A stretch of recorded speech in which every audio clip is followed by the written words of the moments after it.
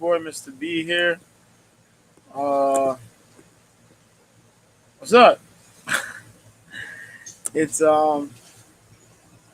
we're here. It is Wednesday, July 12th. Hope you guys had a good weekend and a great week so far. Um, I'm just chilling. I just came from outside.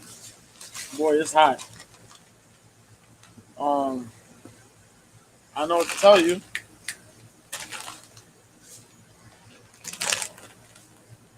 Um, Wild weekend. We got some real good, interesting news that came up during the week so far. Really excited about it. Um,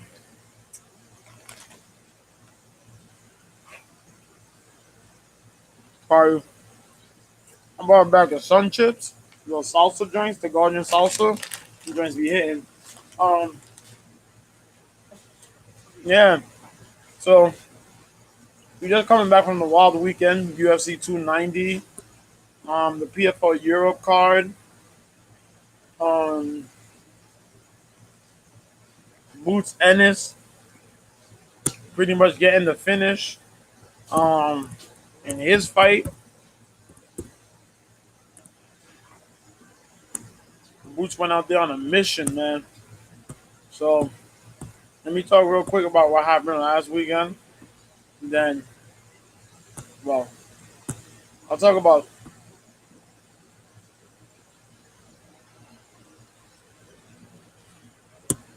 the Schofield Rhodes card because Stanionis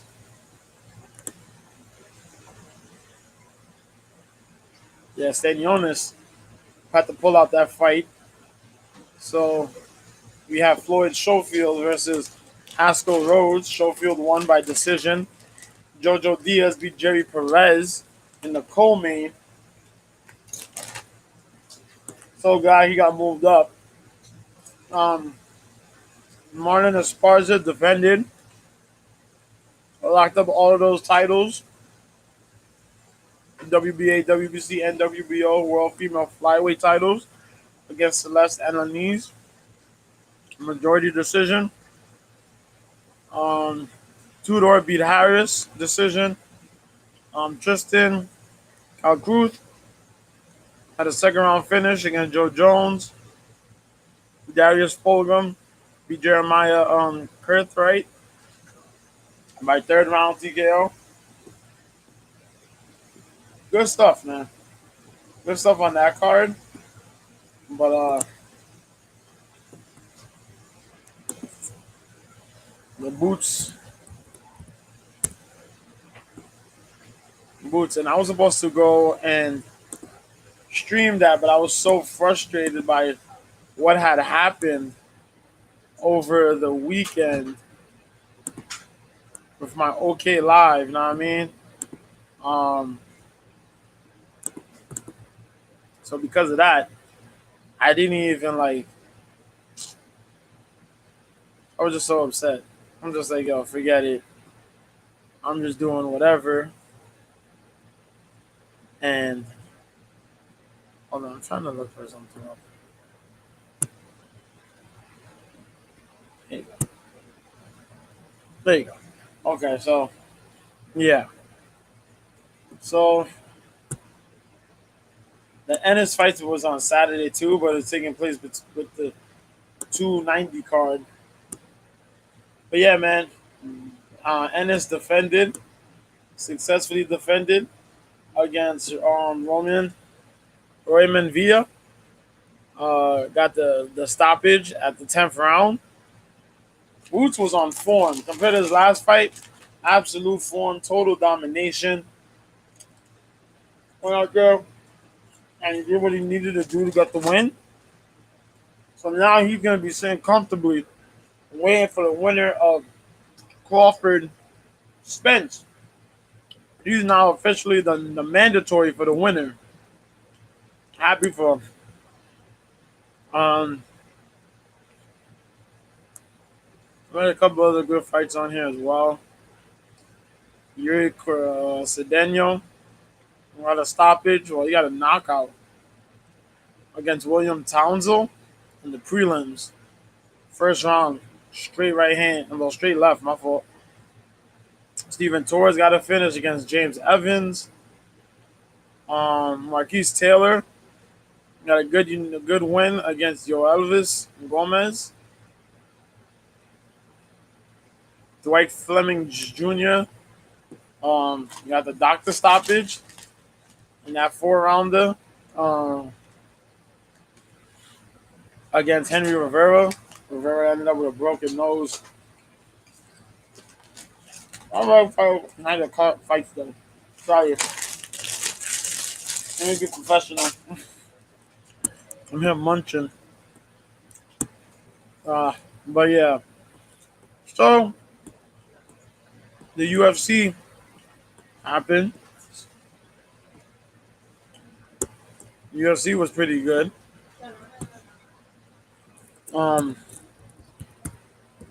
The PFL Europe card was pretty good too. Not for nothing. You just try to go check that out if you have the opportunity to. It was on the zone. But yeah, man. Good couple finishes. Some good upset wins. I won't really go down the whole pipeline. But fights that you should check out. I'll do that real quick. Francesco Nuzzi. First round finish against Fabad Aran Nezhad. This dude is a nasty Italian fighter, man. Kickboxing on point. He came in with pressure, head kick knockout, bro. God dang. You also should check out, who is it? Ali Taleb, who liked my tweet. Because this dude was a menace.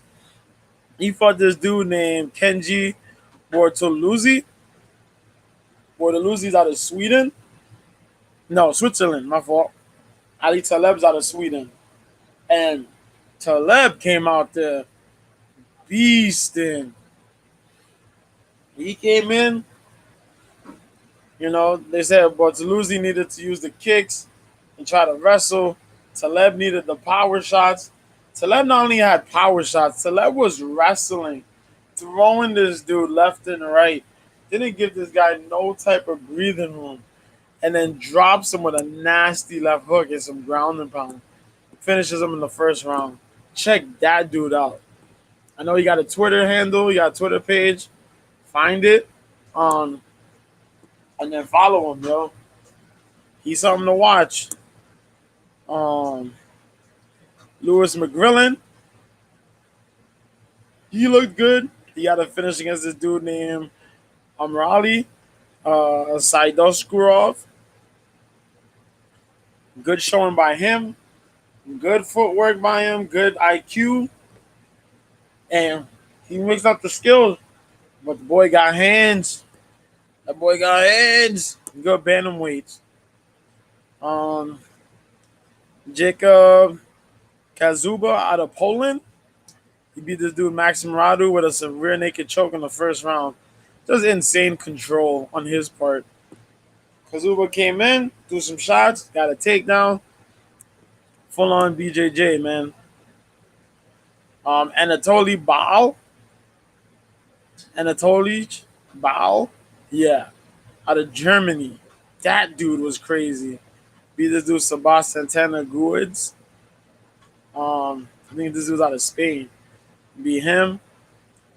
And the opening fight with the ladies, 145 ladies, that wasn't bad. But yeah. Check the Ball fight. The Kazuba fight.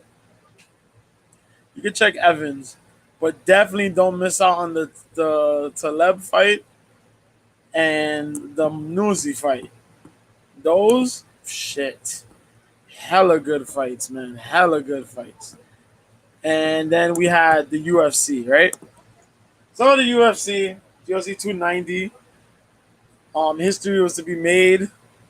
History was supposed to be locked in and then made.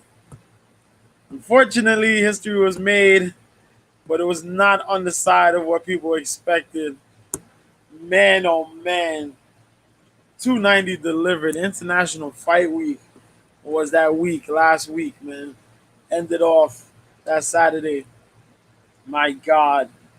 You want to talk about finishes? Unfortunately, we lost out on Jack Della Maddalena fighting. His opponent had a really, um, it turned out that his opponent had a life-threatening condition, where it's like a bundle of blood vessels and nerves are stacked together in this one position of his head. So had he taken any crazy damage, especially with the way Magdalena punches, bruh, don't know when this condition was there or how long you had it for. But thank goodness the medical team found it. Because if not, that fight could have been ugly. But they did. Magdalena didn't get to fight, but card still turned out pretty damn good, man. Quick rundown from the prelims up. Uh, yeah, let me talk about my picks. Okay, so on this card, I went 1, 2, 3, 4, 5, 6, 7, 8, 9. 9, 9 and 4. I went 9 and 4. That's not bad. I went 9 and 4. And thank God, thank goodness I believed, Roy. But yeah, Esteban Ribovics beat Kamwala Kirk unanimous decision. It was a good fight. It was kind of a 1-1 scenario, but Kirk was trying to do a lot of takedowns, not enough work on the feet, and it's weird because he can strike, but Esteban was just in his fucking face, man. He was in his face. He was in his face. He fought off the takedowns. If he got taken down, he fought his way back up on his feet. Not enough control time for Kamwala. He was getting pieced up that third round. Oh, shoot. Man, Esteban, good win. The next fight, however, I had Shannon Ross in this one. He fought Jesus Aguilar. Aguilar had no wins by submission. Never really knocked anybody out until Saturday. They stood up. They threw some feelers. Aguilar um threw the feint like he was gonna switch position, like he was gonna go for the takedown. Threw the overhand. Caught Ross clean. Out. Light as a feather, stiff as a board. Jesus. Shannon Ross in his 2 UFC fights has now been stopped. Both of them. In a matter of, this man has spent 76 seconds of cage time since being signed by the UFC. His Contender Series fights was longer than that. Come on, man. A big win by Jesus. Cameron Simon came out for South Africa, beat Terrence Mitchell. Kind of believed that was going to happen. I was going to pick Mitchell, but for some reason I said I'll take Simon. I don't know. I just believe in Simon, man. Simon's a young dude. Even though I wanted to pick up Mitchell, the thing was that his opponents ain't do nothing big. Um, your grandma. Um, yeah, they didn't really do nothing big. He fought, low level talent, and I wanted to believe in it, but it was just like he's finally making his debut. You know, ja, Jared Cannonier was a dude who fought in Alaska. But Jared came to the UFC and had his fights in the UFC. ups and downs. So you kind of have more faith in Jared. Initial, not much. He showed Simon managed to get on him, get a takedown. He actually managed to switch the positions really and beat up on Terrence. I think, yeah, he did get a takedown. And then he locked up. Then he ended up getting the mount, but he ended up getting the back mount and pretty much ground and pound, flying him out. Won. Victor Petrino got a third round finish where it looked like Petrino was going to just cruise to a decision.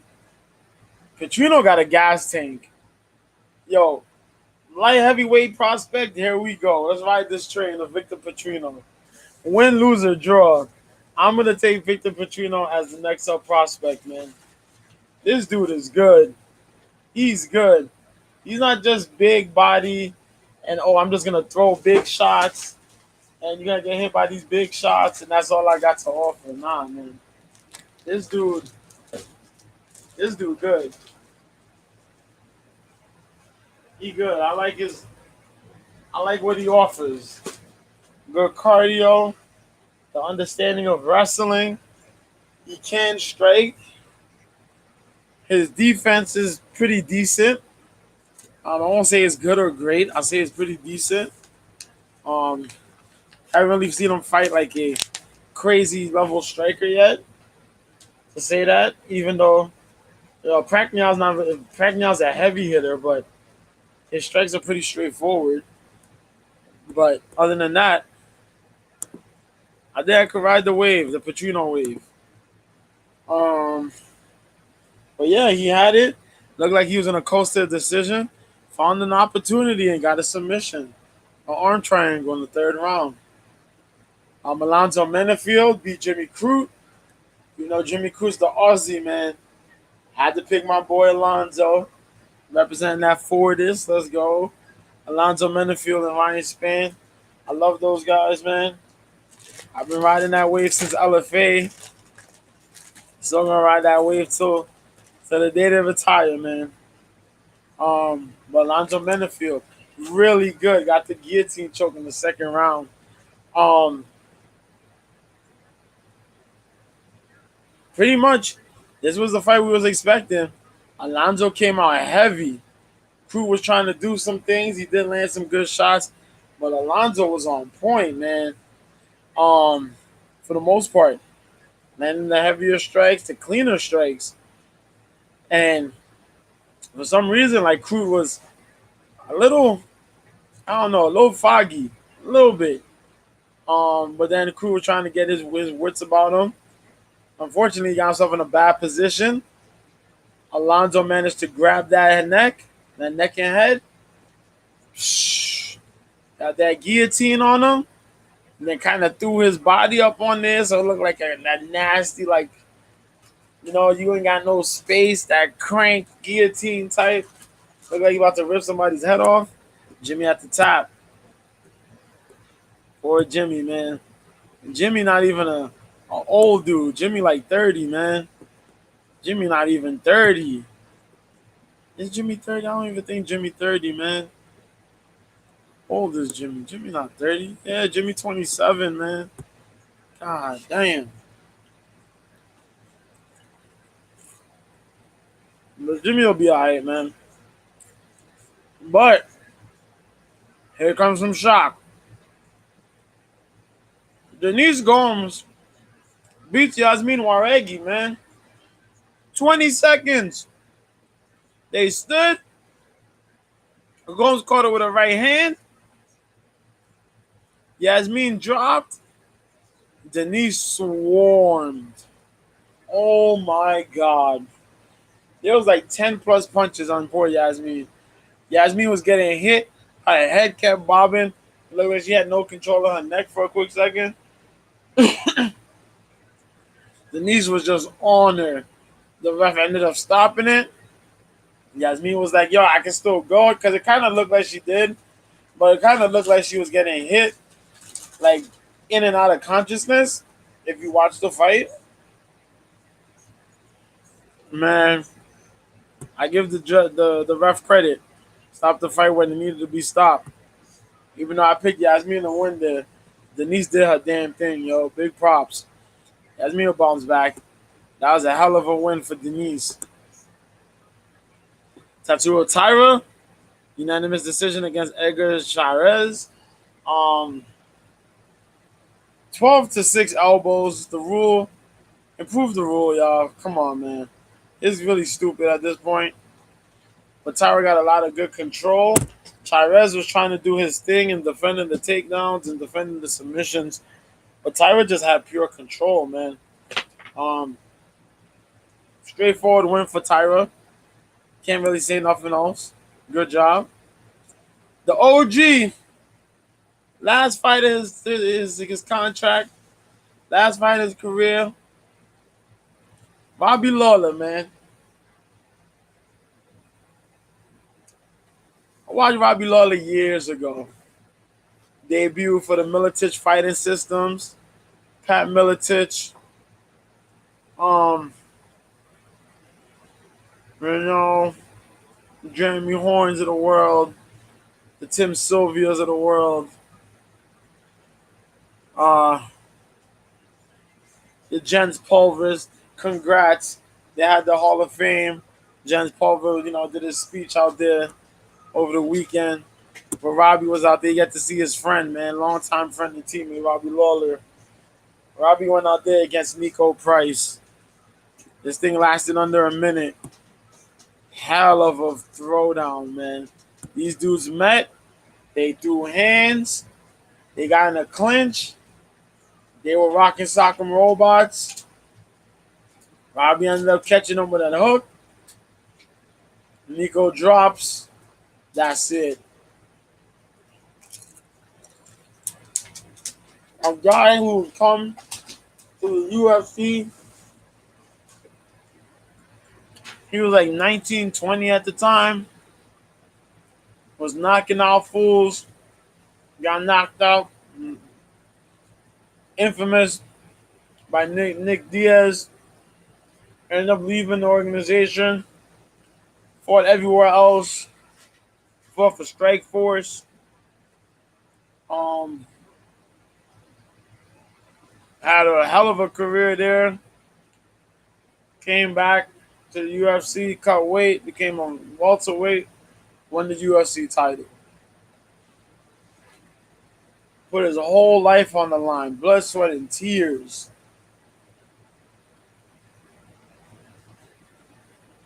I'm glad he went out with a win. Godspeed to Bobby Lawler, man. The ruthless one. Hell yeah. Then we had the main card. Bo Nickel. Bo went out there. Bo no wrestling. Bo fought Val Woodburn. Woodburn threw a good shot at Bo. Bo said, "Oh, word?" Bo showed he got hands. Bo got hands. Bo got a TKO against Val Woodburn. That man pieced up the hell out of Val. I'm like, yo, why? That wasn't fair. Woodburn's supposed to show up on a Contender Series. I don't know if they're going to sign him or if they're going to have him find the Contender Series after this fight. But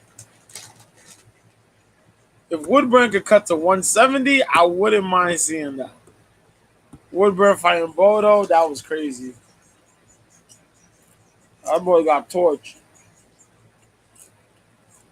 Jalen Turner fought Dan Hooker. Number 10, number 11 versus number 12. Hell of a war back and forth. We picked Dan Hooker on this side. Dan Hooker won the split decision. Beastly fight. But I think what edged it for Hooker. Hooker got in Jalen Turner's face. Hooker moved forward. Hooker put pressure when it was needed. Hooker got a much needed takedown. Hooker been in the fire too many times. My underdog, dog. Dan Hooker came through. Dan Hooker also broke his fucking arm. His shit is gone. His right arm is gone. And you seen that in the midst of the fight. In the third round, he held it. But he said, forget it, I'm gonna keep throwing it. And he threw it. He didn't care. That arm jacked up. But Hooker's still out here.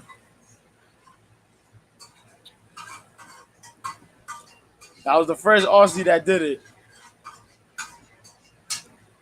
That was the first Aussie to get a W on the card. But the next one, shit. Robert Whitaker fought Dricus du Plessis. And you know Rob is the number one guy in the middleweight division compared to the champ. You have the champ, then you have the number one guy. Rob is the number one guy. For number 5, Dricus du Plessis.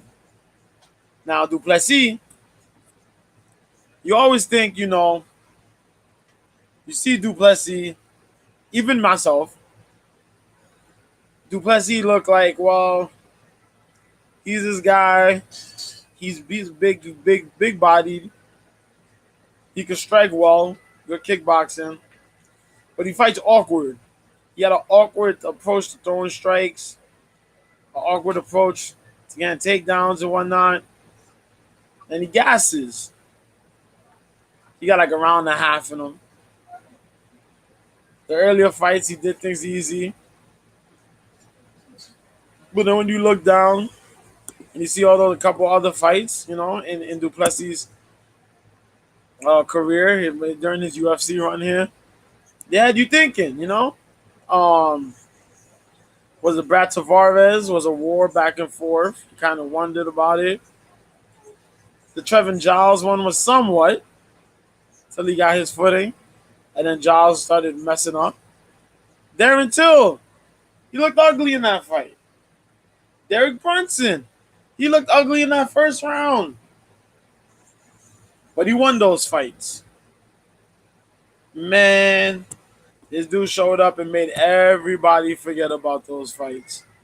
Because Robert Whitaker was out here, other than losing to Izzy, was beating everybody else in the middleweight division. Robert Whitaker had his ass handed to him on Saturday. It's been a long time since we've seen Robert Whitaker get handled like that. Izzy beat him up on the feet. Right? Sharpshooted, counter shots. Alright. He fought Romero. Romero went to throw him around a little bit. Hit him with the Titan hands. Alright.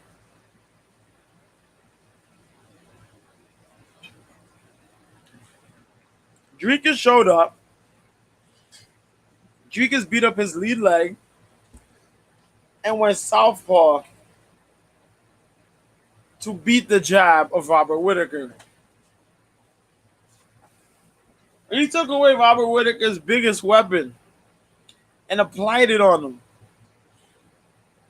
What? The thing is that he did it for as long as the fight lasted, and Rob had no answer.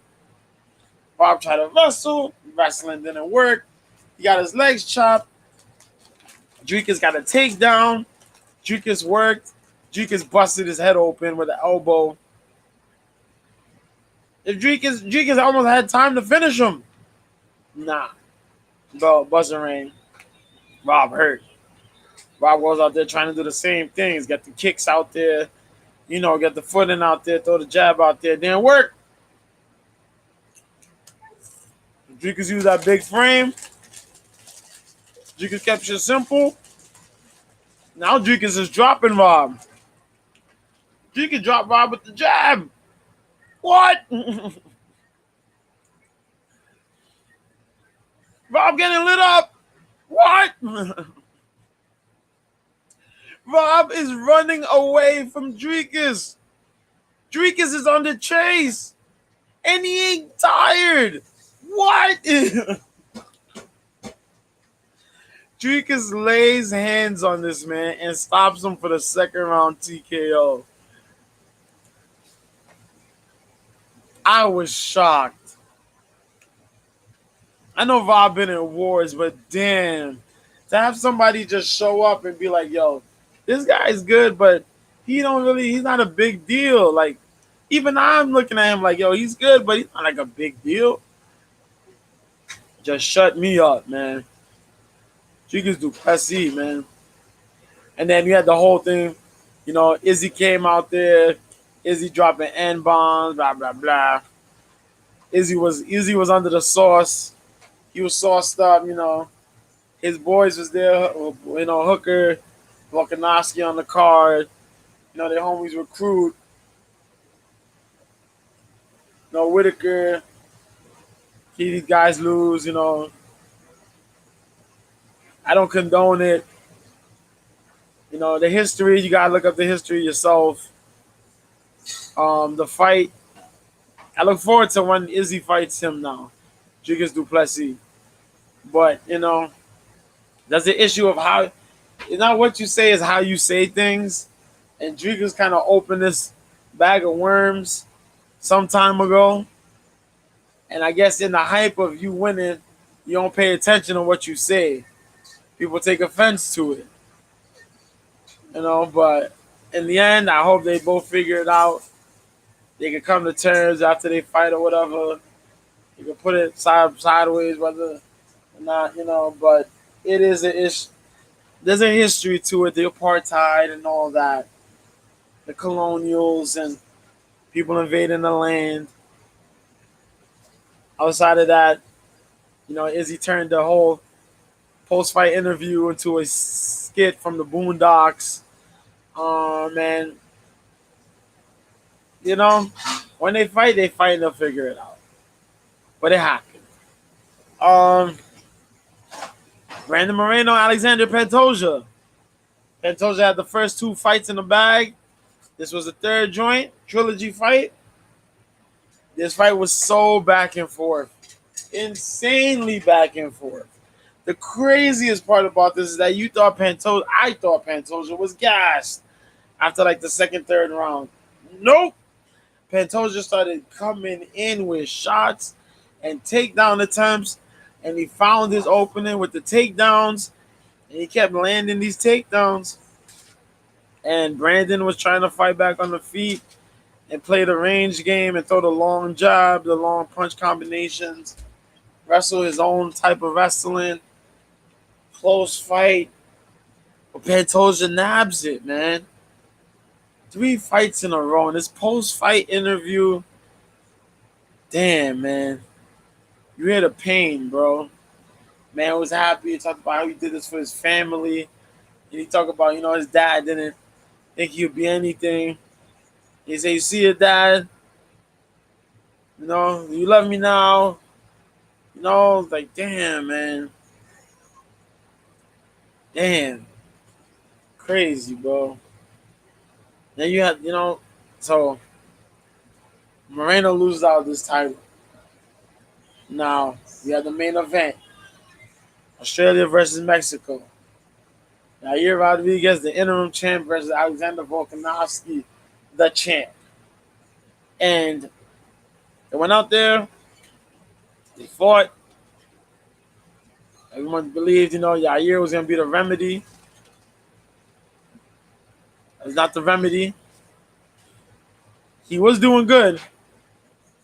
Volk was just prepared. The jab was in full effect. The leg kicks were in full effect. The wrestling was in full effect. Nullifying that movement from Yair was in full effect. Dominating Yair in the fourth was in full effect. Yair's a hell of a fighter. Well, Volk, man, Volk just makes things complicated. Like, not really complicated. Well, yeah, he does make it complicated for the fighter, not for himself. But it's like he takes your best assets and breaks them to a certain level. And then you got to wonder how you're going to work through that. Now, against Islam is still a work in progress.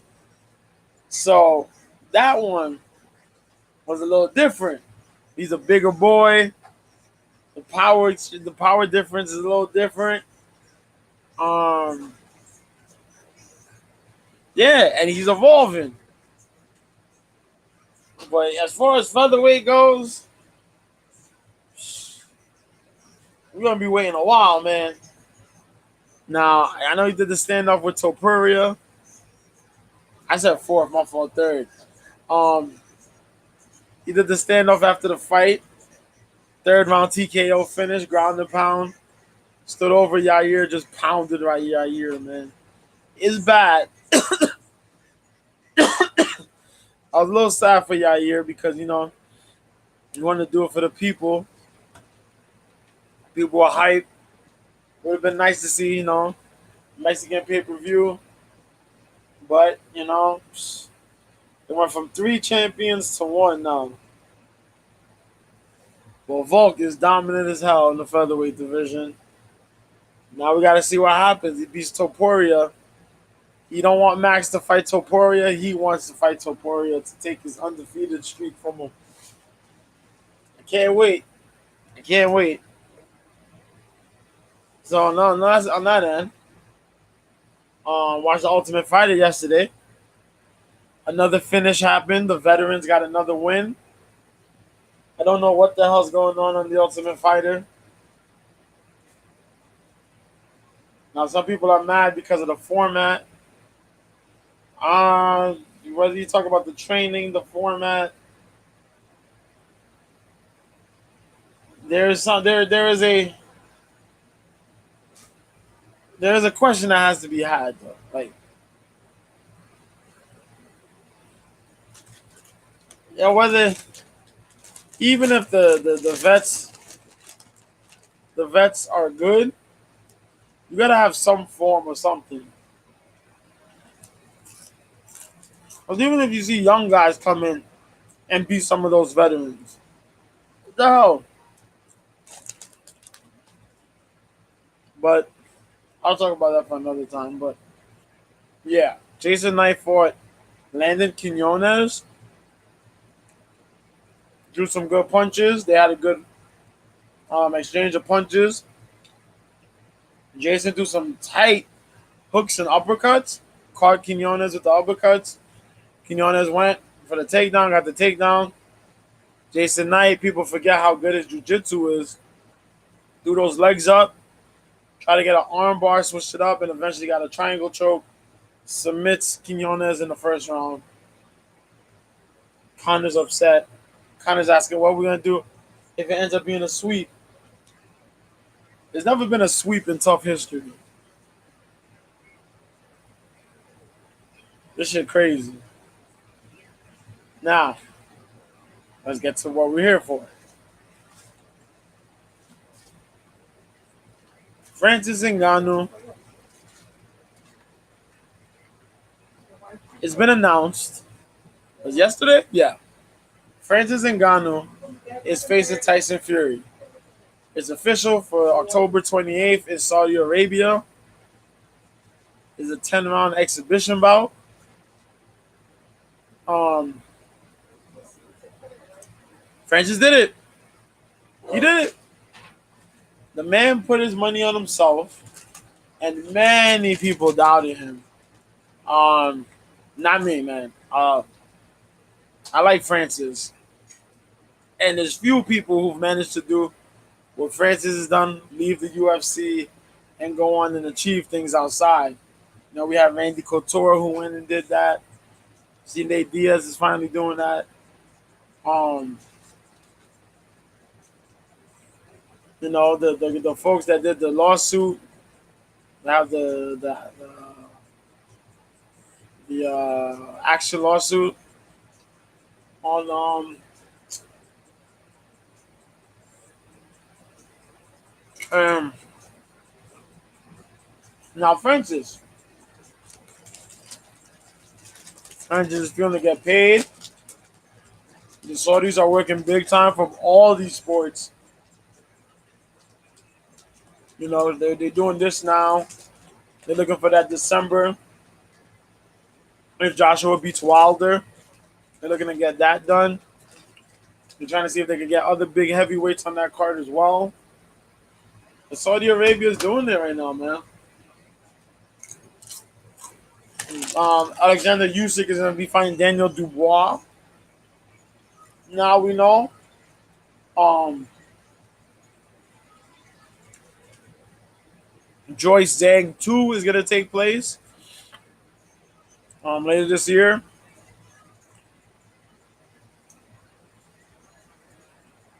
We got to wait and see what happens, man. Um, Along with that, Alicia Baumgartner fights this weekend. Alicia Baumgartner is looking to avenge her one loss. She's gonna fight the one lady that beat her. Um, DR's own Christina Leonardato. Leonardato. There you go, Leonardato. 14-2 versus 14-1 for the undisputed female super featherweight titles. This card will take place on Saturday on the Zone. That's 8 o'clock. Yes, thank goodness. Um, yeah, so that's gonna be there. Andy Cruz fights Juan Carlos Burgos for the IBF Intercontinental Lightweight title.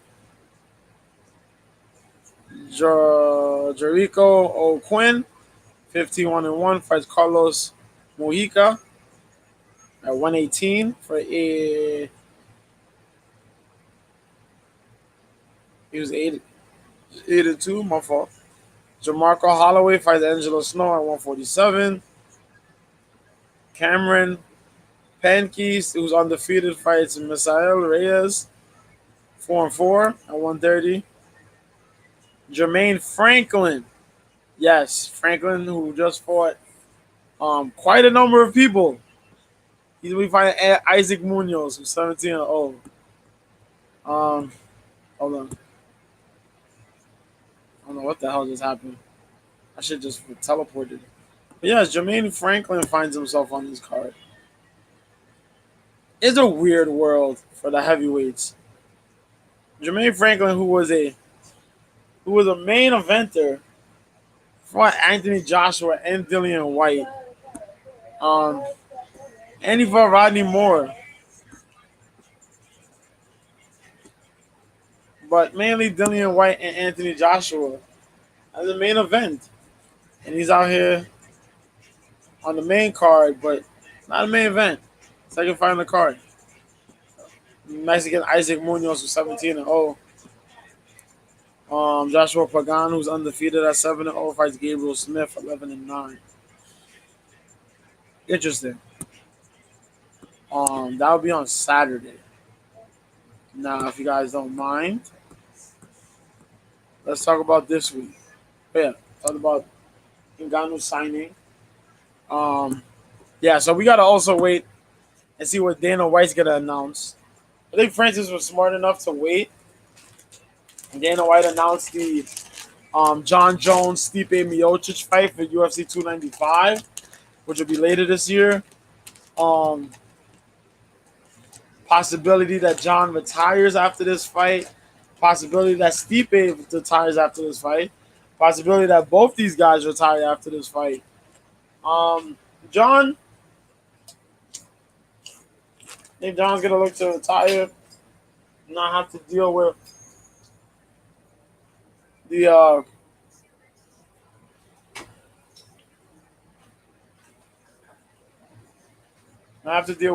the names and the rest of the guys in the division. You know, for legacy purpose, he went out there. He beat Cyril Gane, who was an interim champ. He beat Stipe, who was a former undisputed champ. And, you know, so we see how that works. All right, for legacy, you know, he wants to go in there and he wants to fight Sergey Pavlovich after Stipe. Okay. But if he retires, that's all right, too. I ain't beefing.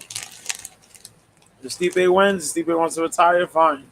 If he wants to fight Sergey, whatever, all right. Whatever, man. But they announced that. So Francis was able to go out there, him and Fury, They they announced the fight. They had an exchange over social media. They have a good trailer for it. You should go watch that. A good trailer for the fight. Um, and I'm hyped. I'm hyped as hell for it.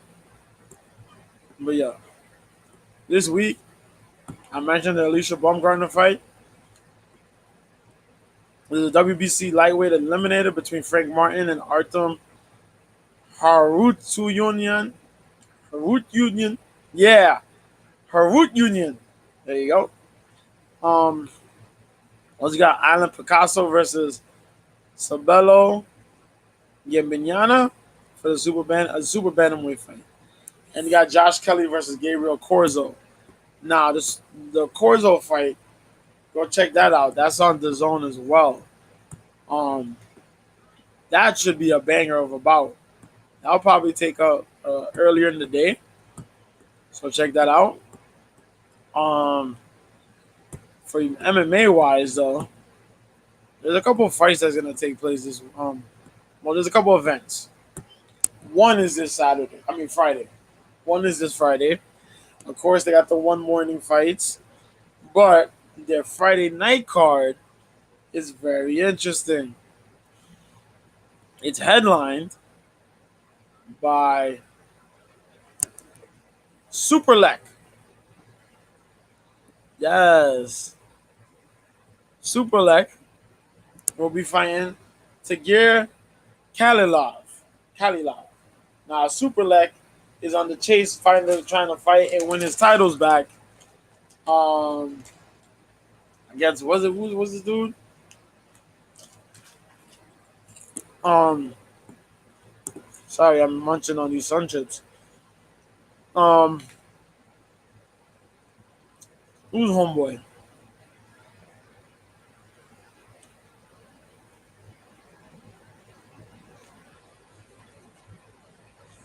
He was supposed to fight. They have to give up the title, but he's trying to get the title back. I forget who it was though. No, no, no. My fault. That's Super Bond. My bad. Super Lek is trying to fight for the title. But yeah, Super Lek had the title before. But yeah, Tagir Kalilov trying to climb back up. 135, which is 125, flyweight Muay Thai action. At 145, we got Gary Tonin, EBI, the Eddie Bravo Invitational, IFBBJs, IFBJJs, my fault. Um, 80cc's, you name it. This man's been a part of some of the best jiu-jitsu tournaments. He's competing in MMA here. He'll be fighting Shamil Gasanov, who's undefeated at 13-0. A nasty sambo combatant, grappling his own right. Should be a firefight at 145. We got Amir Ali Akbari, who's 12-3, Olympic medalist, fucking national medalist, super strong wrestler, fighting Justin Johnson, who's 7-1 out of Canada. It's a light heavyweight bout. Wei Z, 17-5, fights my dude Yuya Wakamatsu, 15-6 though. Wrestler slash banger. Walter Goncalves fights the Doji Banma out of China. Brazil versus China. At 125.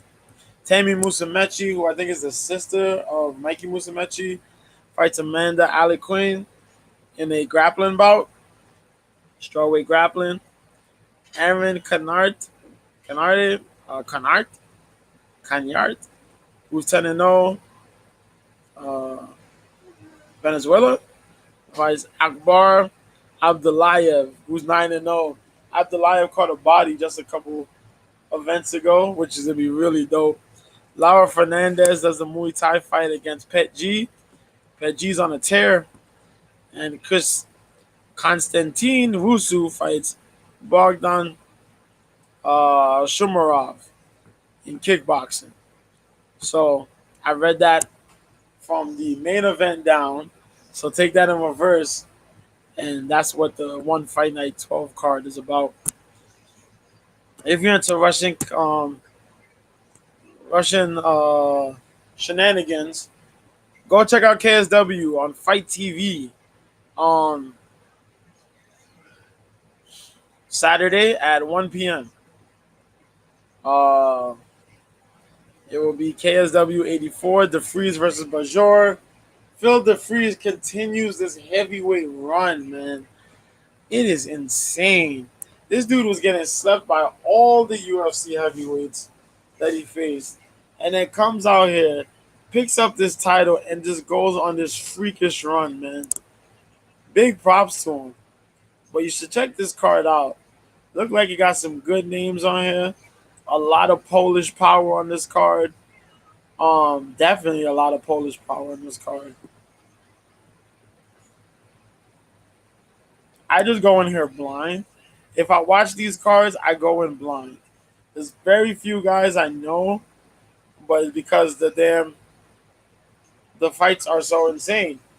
But there's always somebody I do really recognize. Darko Stosic is on here, and Stosic fought at light heavyweight, a mix of heavyweight and light heavyweight in the UFC. Darko is the dude who kicked Kennedy and Nzechukwu 3 times in the nuts. Kicked him 3 separate times in one fight. Just blasted this dude in the balls. Now you know how big Kennedy is. And this dude is like about 5 foot something. And Kennedy's like 6, what, 7, 6'10" or some shit like that. Kennedy's tall. Kicked that dude 3 separate times in the nuts. So check that out. Other than that, oh shit, they got Bruno Santos. Hey, I like Bruno.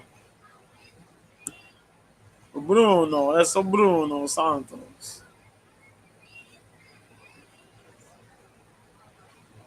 I seen Bruno in separate random stuff. But Bruno's pretty good. He's fighting at 135. Okay. But the rest of these guys, very few of these guys I have no clue on. Many of these guys I don't have a clue on. But that always happens with KSW. The roster practically changes every couple months. But a lot of good action you get. The ring girls, the pageantries, the presentation, always dope. They do kind of have some audio issues sometimes, but as I said, the pageantries, the entrances, the ring girls, top notch stuff. Top notch stuff. And they got UFC Fight Night. Yeah. Well, go on, boy. Yeah, man. UFC Fight Night 77. This one I don't care for. I'm gonna be honest. I don't care for it. After coming off a card like UFC 290, you're coming in to watch this. Myra Bueno Silva versus Holly Holm. I don't know how to feel. I'm not happy about it. It's like we got a mid card. This is mid. This is a mid fight night card. There are gonna be some jams in there, of course. But it's mid. Number 10, Myra Bueno Silva will be facing Holly Holm. Now, you're going to ask yourself, how Myra gets to number 10 in the first place? Well, Myra Bueno Silva got to number 10 because the bantamweight division is practically open for everybody. She fought. She beat Yanan Wu. She beat Stephanie Egger. And then she went on to fight Lena Landsberg. Now, because Misha Tate was here, Misha Tate disappeared, and inactivity to some of these fighters, Amanda Nunes retired. Marzova's number 10 now. Bantamweight division is a conundrum of what the fuck. Anybody could get this opportunity at women's bantamweight. You just gotta fight and get a win. Get the necessary wins. You gotta get 2 big wins. That's all you need right now. Bantamweight is striving for a star. Women's bantamweight. Holly Holm is your last person, and I know they talking about Ronda. I'm not. I'm gonna hold my breath. Put my nuts in a vice grip. Put my hands in a blender. Put my head in the microwave.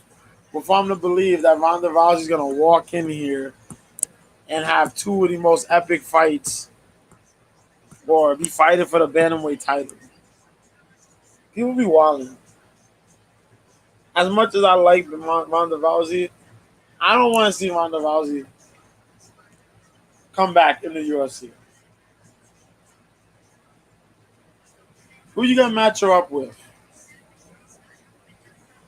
The only person I see her you can match up with, and she beat Yana Kunitskaya, Juliana Pena. That's it.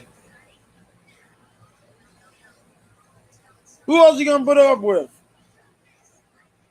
A brush? A pillow? That'll be wildin', man. Everybody got pieces up Ronda, man.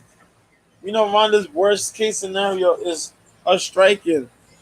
And Ronda's own ego is her own detriment in the cage. Natural skills? Yes, she has those. Does she have that judo? Of course she does. Does she have nasty submissions? Yes, she does. But all fights start standing. And our girl still can't shoot a takedown for her life. And if that's the issues, then man, oh man. Unless she's been working those from since the time she's been doing this pro wrestling, and she gonna go into these fights and sit and duck. But other than that, Holmes here to fight Silva, and we'll see how that turns out. Now, so far there are 14 fights on this card. This card starts at 7 p.m. Oh, God. 7 p.m. The prelims start at 7, so the main card starts at 10. All right. So we open with Aylin Perez, 7-2 versus Ashley Evans Smith. Smith hasn't fought in like forever. She's doing her OnlyFans. She kind of like one door in, 1 foot in, 1 foot out as far as her career goes. She's just doing all these OnlyFans vids and shit like that. She's showing off half a shaved head, a booty, whatnot. Just remember this girl stole medical items during 2020, and she mid as hell. But she did beat what's her name? Fallon Fox. So credit to that. Other than that, Ashley Evans Smith is just there to be there. Aylin Perez for some low level talent. So far coming into the UFC, hasn't been. Man, she only had that one fight against Edgar. She showed good promise, but she had good top position, but kept on giving up the position. The IQ was kind of weird, but she's happy to be there. We'll see the improvements. I think the last fight she had was at 145, so we'll see how she does here at 135. But yeah, the Argentinian Aylin Perez. We'll see. Carl Dean III fights Alex Munoz. Carl Dean was the jiu-jitsu dude. He came in short notice. The last time he fought against Joe Selecki, that was not good. He got out grappled, but full time, uh, full training. We'll see. He's gonna fight this dude by the name of Alexander Munoz, coming out of Team Alpha Male. Has not been finished. Only has lost by decision. But he's on a 2-fight losing streak. Jumping into the UFC. Only by decisions. Nasrat Haqparast, respectively, and Luis Pena. Luis with the grappling. Nasrat with the damn, I'm going to piece you up on the feet. This should be a really good fight. Dean does have the range. He has really good jiu-jitsu. We'll see how he does on the full camp. Munoz is alpha male oriented. So he has that always wrestling in the back pocket. But we'll see how the striking goes. We got Tyson Nam versus the debuting Azat Maksum. Azat Maksum. 16-0. 28 years old. The Kazakh. Yes, sir. 5 wins by KO TKO. 6 wins by submission. Coming out of Brave and Octagon. This is going to be very interesting. He's going to fight Tyson Nam. Now, Nam has been slowly getting his wits together in this division, improving the takedown defense, and getting his strikes together. He did get subbed last time against Bruno Silva. Bruno came from behind. What a pickup. That was an underdog pick on me and Mike Cope's Corner, Fridays, 9 Eastern, 6 Pacific. But yeah, good on Bruno. But yeah, now I'm got to get his shit together. This is a very tough fight. I think Maxim will be the favorite going in here. Because of Nam's age. Boy, oh boy. Evan Elder versus Gennaro Valdez. Somebody's getting slapped. Elder's a tough-ass dude, man. Good striking, good wrestling. Valdez got jiu-jitsu, but he's ranging. He got hands. And a hell of a chin. Banger alert. Jack Della Maddalena got stuck on the card, fighting a late notice dude by the name of Basil Hafez. Or Basil Hafez. But 8-3-1. Jack Della, 170. Maddalena will probably be that super favorite. Boxes guy Hafez. Next fight, Austin Lingo, 9-2. Malquizal Costa. Costa's a dude. He got that pigmentation situation. But he's in your face. Lingo's in your face. 145 banger. I'm going to take Lingo on this one. Estela Nunez versus Victoria Dudakova. Kova's undefeated.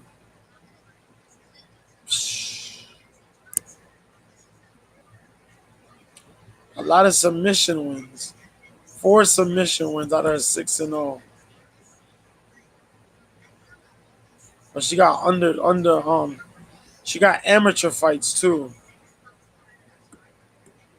She beat Maria Silva. See, that's the whole thing.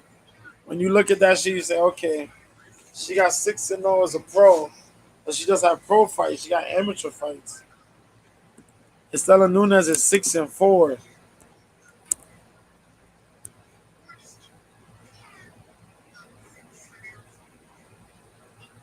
She gonna need a win. Estela gonna need a win. I like her. She cute as hell. Estela's so cute, man. Estela got a gas tank issue. That's the problem. Estela got a gas tank issue. She fought for PEDs before she came to the UFC. It's been iffy.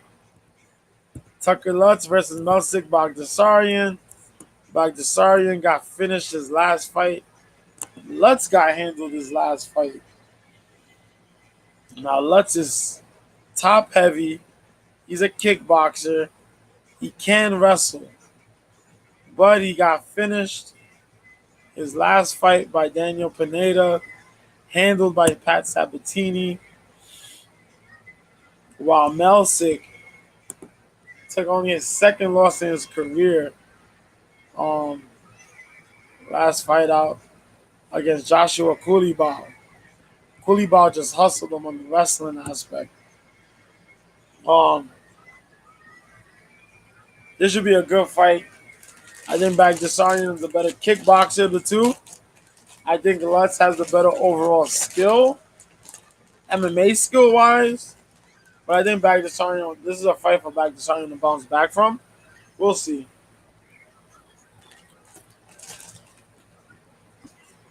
Terrence McKinney's back. Let's go. Terrence McKinney. Now, Bonfim knocked him out. Correct.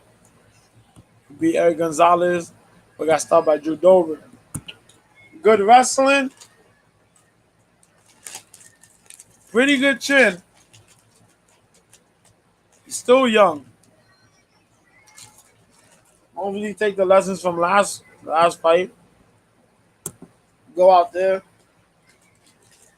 and put on a good fight against Sadyakov. Sadyakov is a really good dude, man. He beat Ivan Older last time out. Got that right hook finish in the third round. Hell of a guy out of Cerro Longo. That's going to be a banger. Because Cerro Longo guys come with jiu-jitsu as well. Sadyakov's footwork going to be problems for McKinney. McKinney got to slow that down. Threaten with the wrestling. Get him open. Land your shots if you can. Tighten up on your shots. Because Sadyakov don't throw sloppy. He throws very technical. Atman Azitar versus Francisco Prado. Prado's a big body at 155.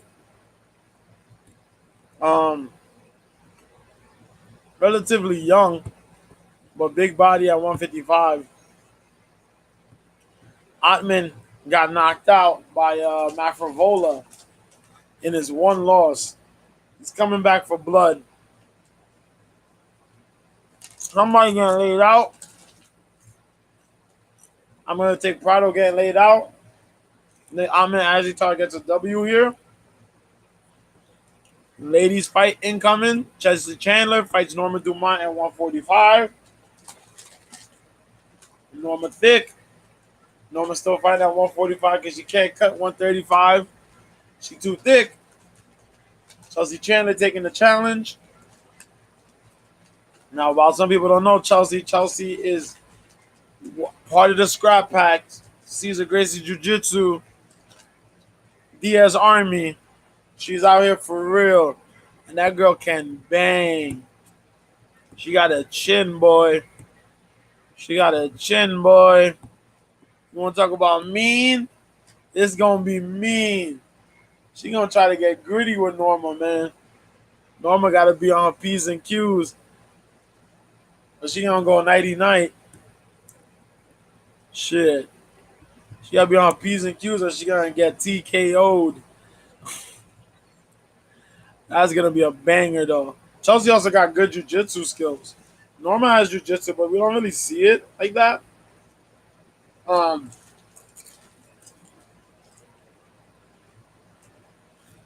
She showed it a little bit against Felicia Spencer, but we got to see it to the extent, you know what I mean? We also have on this card Walter Harris versus Josh Parisian. Both guys are in need of a win, honest to God. Josh Parisian is a big dude who's just big. He can wrestle, but he don't necessarily wrestle. He doesn't have the heaviest hands. But he's here. Because the UFC need heavyweights. Walter Harris had the really unfortunate situation. His daughter passed away. Dude took his stepdaughter's life, and he's been dealing with it a lot. It's affected him physically, mentally. We'll see if he bounces back here. I know Walt got that charge. He comes in and he got you hurt. He blitzes with those big ass shots because he's a wide boy. He got a wide frame, so he blitzed. He throws shots like how Derek Brunson used to throw punches. Only difference is that Walt Harris's punches are a lot more. They connect better.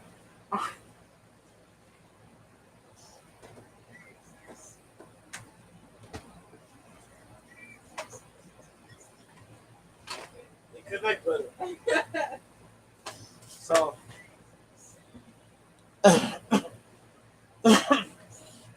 Josh gonna have to fight this smart. Um, Try to get takedowns going. Try to use the better footwork. Tire down Walt. You're gonna be the bigger guy. Walt is a short, stocky heavyweight. So use your frame. Can make him carry your frame and make him work for it. For Walt has got to go out there, avoid being laid and preyed upon, avoid being clinched up against the cage,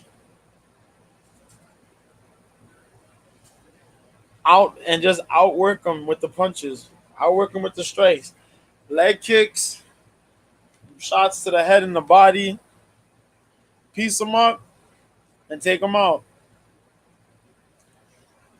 Junior Park versus Albert Durayev, Russian versus the Korean Durayev.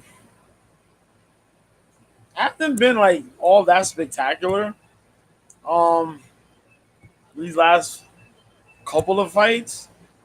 You see, this is what I'm talking about with this card. This card is just fucking weird. It just matched up with all types of randomness. Now Durayev, he beat Chitty, but by split. He lost to Joaquin Buckley. Roman Kopylov, that was meh. The Contender Series, he looked good. Before the UFC, he looked good. All these other fights, he just looked meh. You know what I mean? He looked average. He can wrestle. He can strike. But he looks so damn plain. Junior Park, though. The boy. Our Iron Turtle. Junior Park. I've won many a pick, many a bet with Junior Park. You know what I mean? Only two dudes have managed to finish Park in the UFC. Okay, that was Fluffy Hernandez and Gregory Rodriguez. Other than that, this man is on a 3-fight win streak. Split against Eric Anders, submitted Joseph Holmes, and just finished submitting Dennis Tululian. Now Durayev could wrestle, but Durayev gas tank is questionable. Even though he is training in Extreme Couture, he got Sean Strickland, and he got Chris Curtis, and he got Eric Nixick and all them boys out there to help him train. That gas tank is a little questionable. Fight IQ is a little questionable. I'm not sure who I got. I'm gonna take Park. It might change, but I'm gonna take Park. And as far as Holm versus Silva goes, unless Holly Holm fucks up and gets, super clinched up in the ground or something, I'm taking Holm. I think Holm got the strength to make this a decision. If Holm takes this all 5 rounds, let me put it to you this way. If this fight goes past 3 rounds, it's all Holm. If this fight maintains standing up, it's Holm. Breno Silva could strike, but I don't trust Breno Silva's gas tank. I don't trust the her taking a certain level of pressure because going from who you fought to Holly Holm, that's a big fucking deal. So we'll see. But other than that, man, that's it. Now there's a couple other random fights that was going on, the announcements. I retweeted some of that stuff on Twitter. So follow my Twitter. New Year, same B at Mr. B 1986. Shoot me at the DMs or whatnot. Hit me up on a DM. Um, I put tweets and retweets. Tag me or something, whatever. Um, Sometimes you can see me with the homie Ted Hicks, Tony D. Um, was it Chopsticks and Nunchucks, aka Brian T.S. Cattle Skull. See me on Late Night Parent there. That's on Thursdays, depending. But yeah, Thursdays, either 10 or 11 Eastern, which would be 8 or 7 or 8 Pacific. Good chatting with those fellas. There's nonsensical nonsense. You can see Tony D, well, Glick and Tony D on there. Um, Tony D's everywhere. um, Shout out to those dudes. Shout out to the homie Jaw West. Everybody that follows me from Periscope and on OK Live. I got an OK Live account. Mr. B, you can check me there on OK Live. Whenever there's fights, I'm there. Um, and that's it pretty much. So this one was short because it's hot over here. But it's a pretty straightforward week. There's nothing really crazy to talk about. But if I think about something else, I will probably come on then. Probably Sunday. And if I think about something to talk about, I'll be on here. You hear the B-side Sunday gospel. Alright. So I'm Mr. B. I'm out of here. Be good, be easy, take care. I'll see you when I see you.